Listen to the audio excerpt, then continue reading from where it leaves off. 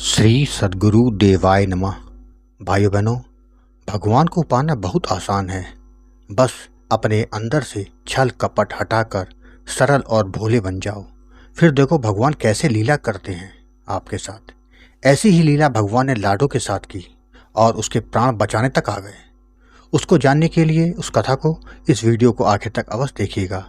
अगर आप ऐसी ही भक्तिपूर्वक कथाएं लगातार सुनना चाहते हैं तो अच्युत प्रभास यूट्यूब चैनल को सब्सक्राइब करके बेल आइकन अवश्य दबा दीजिएगा, जिससे नए वीडियो के नोटिफिकेशन लगातार मिलते रहें। उत्तर प्रदेश के प्रयागराज में एक लड़की रहती थी। उसका नाम था लाडो। वह 8 वर्ष की थी।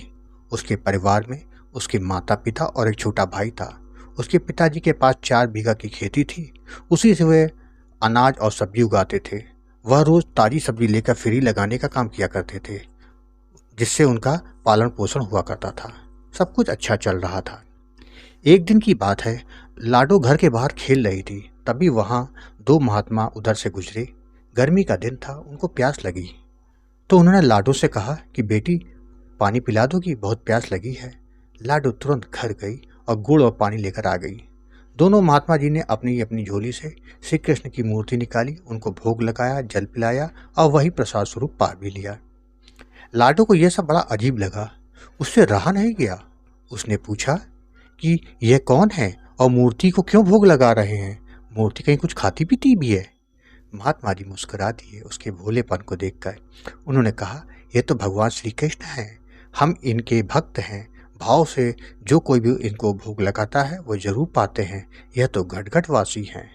इनको जब आवाज़ दो तब यह सुनते भी हैं, मदद करने भी आ जाते हैं।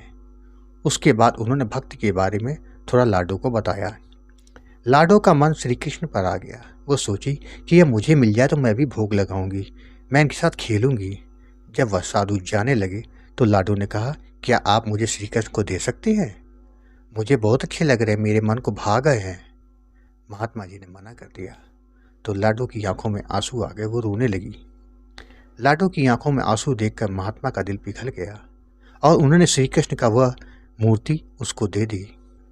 लाडो को जैसे संसार की सबसे अनमोल चीज़ मिल गई हो। वह बहुत खुश हुई। वह उन्हें अपने घर ले आई और उनके लिए एक छोटा सा कपड़े का घर बनाकर उसमें उनको पधार दिया।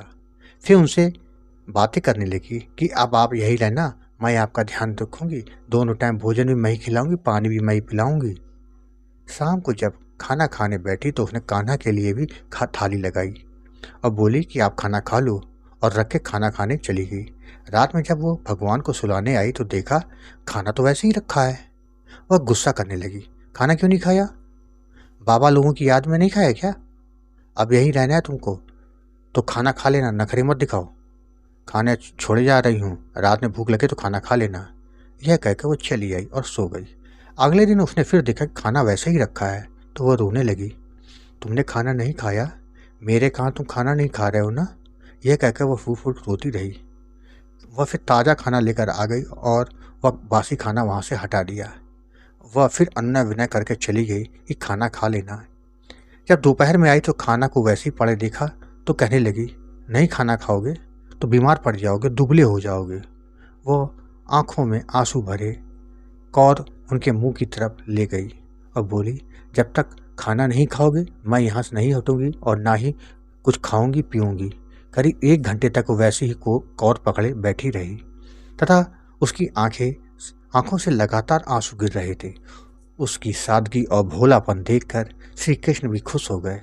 उन्होंने कौर खा लिया। लाडो बहुत खुश हुई। फिर वह खिलाती जाए और भगवान पाते जाए। भोजन के बाद लाडो ने कुल्ला कराया और पानी पिलाया। भगवान 9 वर्ष के बालक के रूप में वहीं प्रकट हो गए। भगवान ने कहा, तुम अब यह किसी को मेरे बारे में मत बताना। मैं तुमको दिखूंगा और किसी को नहीं। जब तुमको जरूरत होगी तो पुकारने में आ जाऊंगा। लाडो ने हामी भर दी। फिर रोज ही लाडो अपने हाथ से भगवान को भोजन कराती रही। एक दिन लाडो अपने माता पिता और भाई के साथ गंगा जी स्नान करने गई। जिस स्थान पर वह स्नान कर रही थी वह स्नान करते करते नदी के बहाव के कारण आगे बढ़ गई। उस जगह पर गड्ढा था। लाडो को पता ही नहीं चला कि वह उस गड्ढे में कब चली गई। सबने डूबते हुए उसको देखा। जब तक उसके पिता वहां पहुंचते तब तक वह पूरी तरह से डूब चुकी थी। लाडो ने उसी समय अपने कान्हा को याद किया। भक्त को मुसीबत में देखकर कान्हा ने उसका हाथ पकड़कर उसको बाहर निकाल दिया। सबको लाडो तो दिखी, किंतु कान्हा किसी को दिखाई नहीं दिया। माता पिता भी बड़े अचरज में पड़ गए। उन्होंने के बार बार पूछने पर कि तुमको किसने निकाला, उसने सारी हकीकत अपने माता पिता को बता दी। माता पिता की आंखों में खुशी से आंसू आ गए अपनी बेटी की भक्ति को देखकर। वहां से घर आकर लाडो कान्हा के पास गई, किंतु वहां तो केवल मूर्ति थी, भगवान थे ही नहीं। वो खाना भी लाई, किंतु कान्हा नहीं आए। वह रोती रही, किंतु कान्हा नहीं आए। रात में रोते रोते वह सो गई तो कान्हा स्वप्न में आए। बोले, मैंने तुमको मना किया था ना, किसी को मत बताना, तो तुमने क्यों बताया? अब मैं तो नहीं आऊँगा, किंतु तुम्हारा भोलापन मुझे अच्छा लगता है। मैं तुमको स्वप्न में ही दर्शन दिया करूँगा। तुम मेरी बहुत प्यारी भक्त हो। तुमको जब ज़रूरत पड़ेगी तुम पुकारोगी तो मैं आ जाऊँगा, और समय आने पर तुमको अपने पास बुला लूँगा। इसी तरह धीरे धीरे समय गुजरता गया। लाडो बड़ी हो गई, उसका विवाह हो गया। कृष्ण प्रेम उसका लगातार बढ़ता रहा। बूढ़ी हो जाने पर भी भक्ति में कोई कमी नहीं आई। सन 1965 में लाडो ने कृष्ण की भक्ति करते करते अपने नश्वर शरीर को छोड़कर भगवान की धाम को चली गई। भगवान की यह कथा आपको अगर पसंद आई हो तो कृपया करके कमेंट में जय श्री कृष्णा लिखना मत भूलिएगा। जय श्री कृष्ण।